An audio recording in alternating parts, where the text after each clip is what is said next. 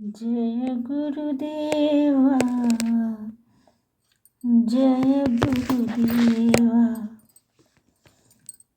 जय गुरुदेवा, जय गुरुदेवा, जय गुरुदेवा, जय गुरुदेवा। गुरु ब्रह्मा गुरु विष्णु गुरुर्देवो महेश्वर, गुरु साक्षात् परब्रह्म तस्मै श्री गुरवे नमः, तस्मै श्री गुरवे नमः।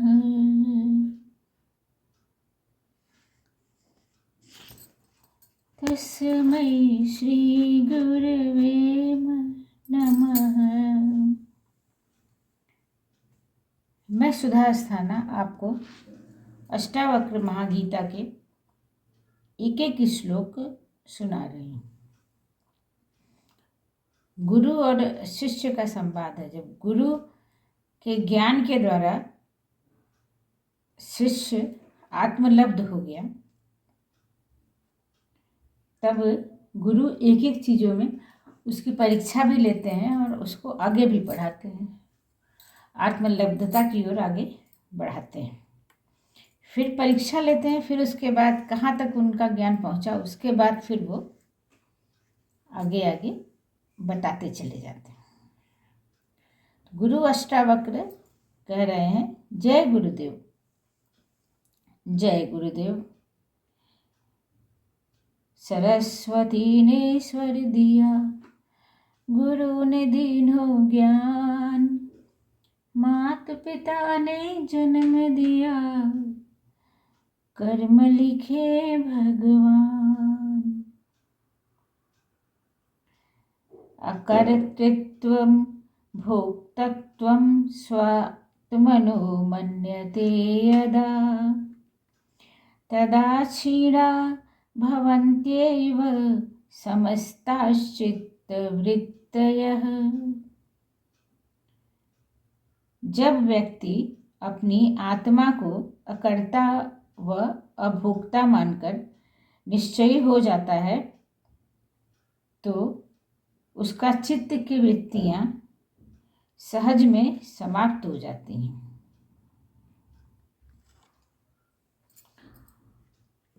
चित्त की वृत्ति भ्रम और भ्रांति उत्पन्न करती है। वे व्यक्ति को सत्य से प्रज्ञ नहीं होने देती। व्यक्ति चित्त से उत्पन्न कामनाओं और वासनाओं का दास बन जाता है। इन विषयों को पूर्ति तो कभी होती ही नहीं है, पर इसमें जो क्षणिक सुख है वे इस सत्य को सामने आने नहीं देता और व्यक्ति एक अंतहीन यात्रा पर चल देता है। समुद्र को एक घूंट में पी लेने की कल्पना जैसा है, जो न कभी कोई कर सका था और न कोई कर सकेगा। ऐसे असंभव कार्य को लक्ष्य बना लेने की मूर्खता है। आग को घी से नहीं बुझाया जा सकता, यह जानते हुए भी मूढ़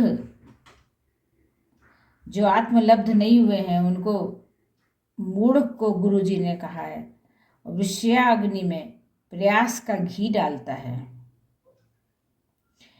कर्तापन और भोक्तापन का भाव अहंकार भर देता है। आत्मज्ञानी स्वयं को कर्ता और भोक्ता दोनों ही भावों से मुक्त करके चित्त वृत्तियों को विश्राम दे देता है।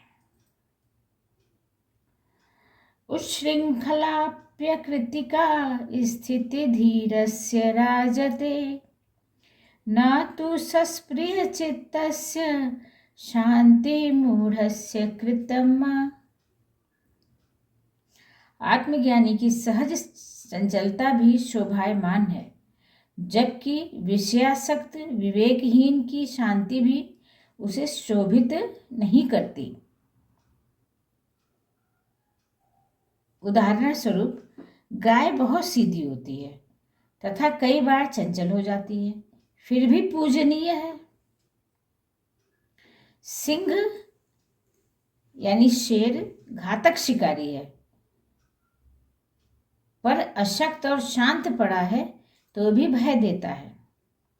इस सूत्र में महर्षि अष्टावक्र गुरुदेव तुलना कर रहे हैं कि आसक्त और अनासक्त की। आत्मज्ञानी विषयों से अनासक्त होता है, अतः उसकी सहज भोग प्रवृत्ति उसे शोभायमान करती है, क्योंकि उसमें वह निर्लिप्त नहीं है। वह प्रारब्ध प्रदत्त सहज आनंद प्राप्त कर रहा है, पर आनंद के रस में किंचित लिप्त नहीं है। इसके विपरीत विषयों में लिप्त अज्ञानी यदि परम शांत भी दिखाई दे तो भी भय देता है। शांति का आवरण अशांति को छिपाने के उद्देश्य से ओढ़ लिए जाने का संभावना भयभीत करती है। केंचुआ हथेली पर रखने से कोई नहीं डरता, क्योंकि गिजगिजा लिजलिजा जरूर है, जहरीला नहीं। सांप को कोई छूना भी नहीं चाहता।